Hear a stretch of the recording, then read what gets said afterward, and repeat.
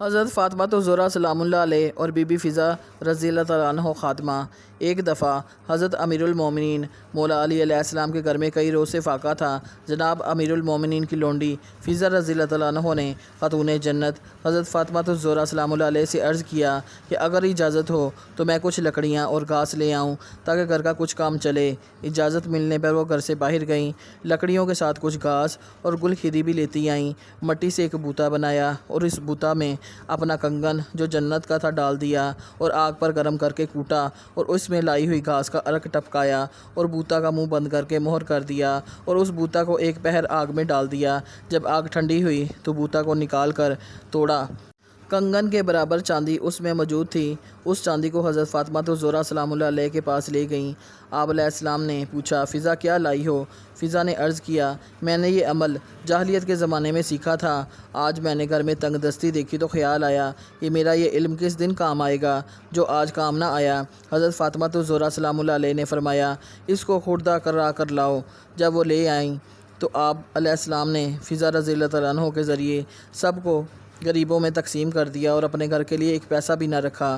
فضا رضی اللہ تعالیٰ عنہ یہ دیکھ کر حیران ہو گئیں۔ پھر دوسرے دن حضرت فاطمہ الزہرا سلام اللہ علیہ نے فرمایا، فضا آج پھر لکڑی اور گھاس وغیرہ لے کر آؤ اور فلاں مقام پر ایک گھاس ہے جو اس شکل کی ہے اور اس کی پتیاں اس طرح کی ہیں، انہیں لے آؤ اور جس طرح کل بوتا بنایا تھا اسی طرح بناؤ اور آگ جلاؤ۔ فضا رضی اللہ تعالیٰ عنہ نے ایسا ہی کیا۔ آپ سلام اللہ علیہ نے حضرت امیر المومنین علیہ السلام کا نیزہ لے کر لکڑی اس میں سے نکال دی اور اس نیزے کے پھل کو آگ میں ڈال دیا یہاں تک کہ اس کی کثافت اور زنگ زائل ہو گیا۔ اس کے بعد اس کو بوتا میں رکھ کر اس گھاس کا عرق ٹپکانے کے لیے کہا۔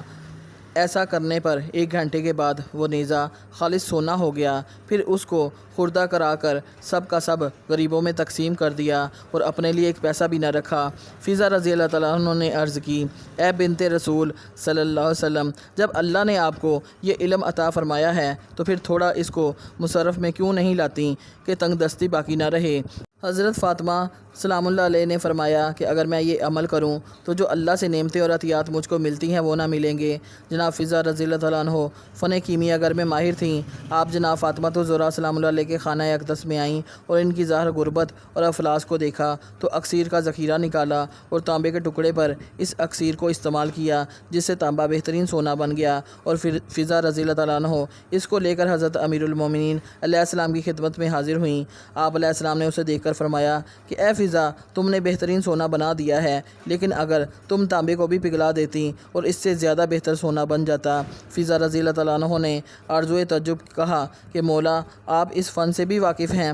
آپ علیہ السلام نے حضرت امام حسین علیہ السلام کی طرف اشارہ کرتے ہوئے فرمایا کہ یہ علم تو ہمارا یہ بچہ بھی جانتا ہے۔ پھر فرمایا کہ اے فضا، ہم تمام علوم سے واقف ہیں۔ اس کے بعد آپ نے اشارہ فرمایا اور زمین کا ٹکڑا بہترین سونے اور جواہر میں تبدیل ہو گیا۔ پھر آپ نے ارشاد فرمایا، اے فضا، ہم اس کے لیے نہیں پیدا کیے گئے۔ مطلب یہ تھا کہ ہم زر و جواہر اور مال و دولت کے لیے نہیں پیدا کیے گئے۔ ہماری غرض خلقت تبلیغ دین اور فروغ انسانیت ہے۔